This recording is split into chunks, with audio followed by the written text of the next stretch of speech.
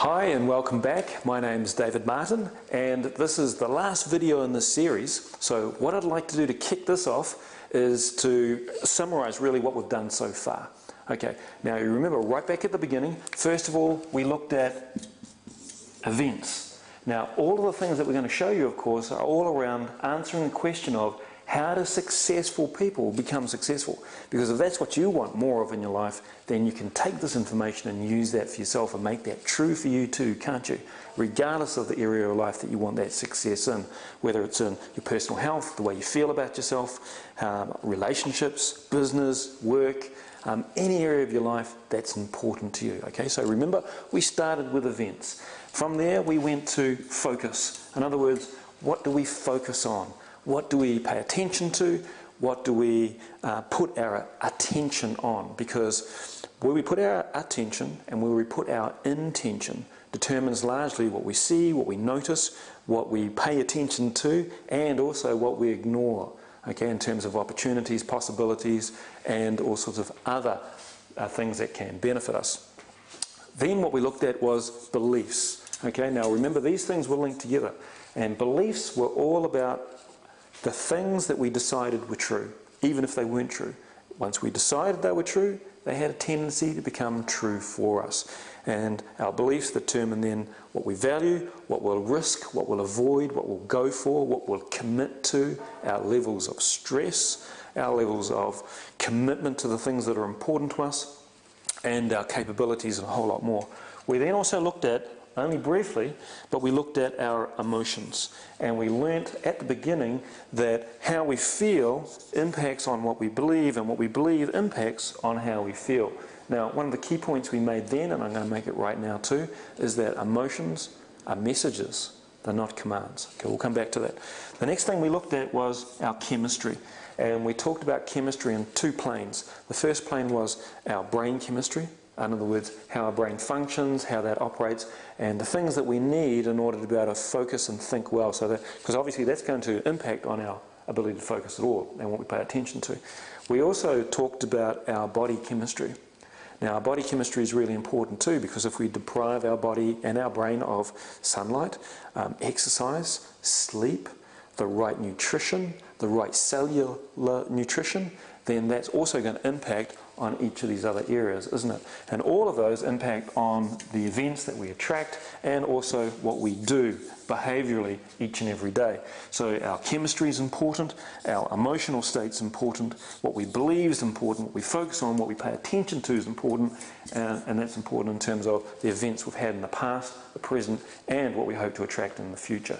So that's what we've done over this series of videos. And the more you focus on that, the more you understand that, the more you continue to replay these videos for yourself and get more and more distinctions that are right for you, then the more and more freedom you're going to be able to attain for yourself. And we wish you all the best with that, because the other people that are using this material are getting all the freedom they want too. So go for it. Go take a part of that for yourself. Today in particular, as we begin to wrap up this series, I just want to focus a little bit more on emotions. Okay, because regardless, as I said in the first video, of how analytical you are, how detached you might be, or how in the cupboard you might want to keep your emotions, how much of a lid you want to keep on how you feel, particularly in front of perhaps other people, or maybe even to yourself. At the end of the day, we're all feeling beings. And a large part of the beliefs that we have and how we function as a human being is determined on how we actually feel at a feeling level.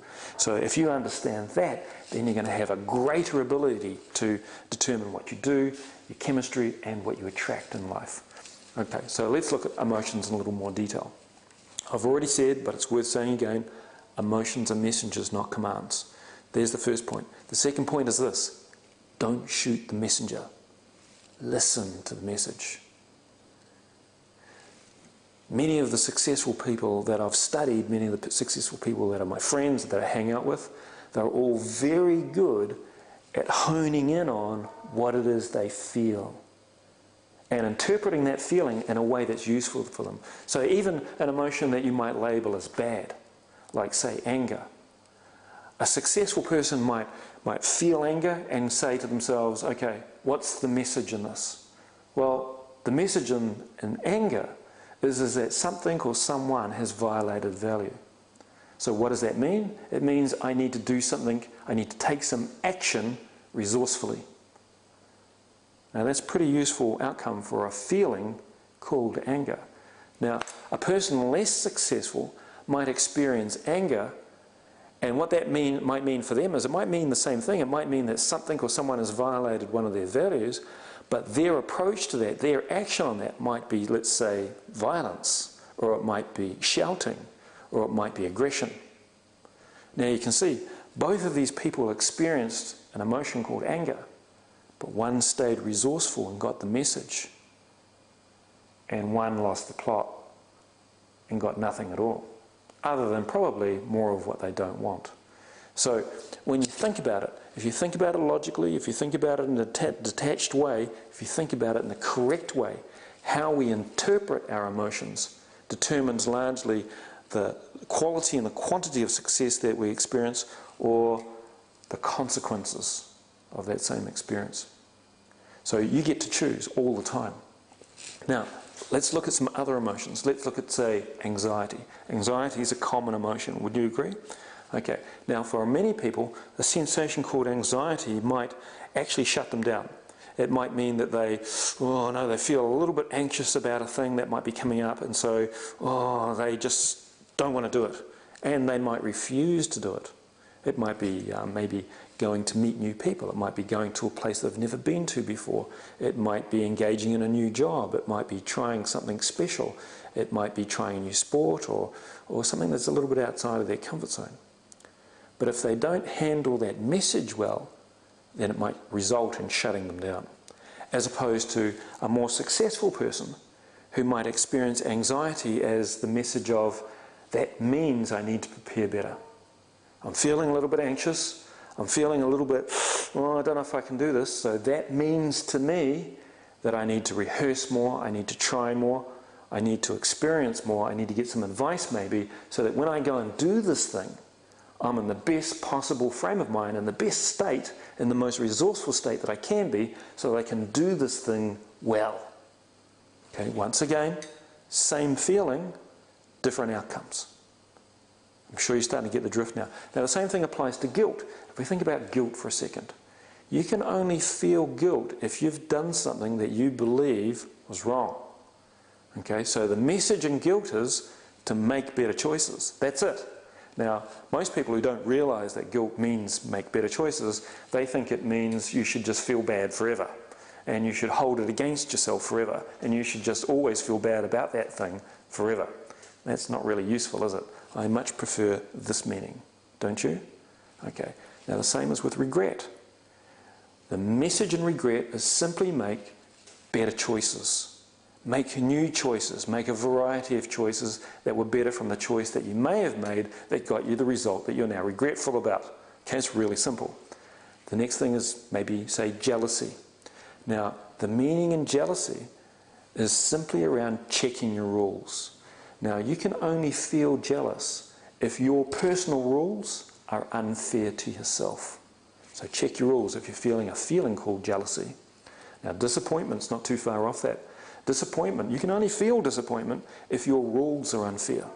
So the message in disappointment is to check your rules and to reevaluate your priorities. Okay, so there's just 4 or 5 examples right now that you can go away and practice, and there are others, I'm sure. And as you go through this exercise, as you watch this video again, I'm sure you'll start to make finer and finer distinctions between what's going to take you in this direction versus what's going to take you in the direction that you really don't want by comparison. Okay, I'd like to take the opportunity to thank you for watching this video series. I hope you've enjoyed it. Let us know how you're going, give us some feedback. Feel free to pass these videos to your family and friends, and all the best for the future. Thank you.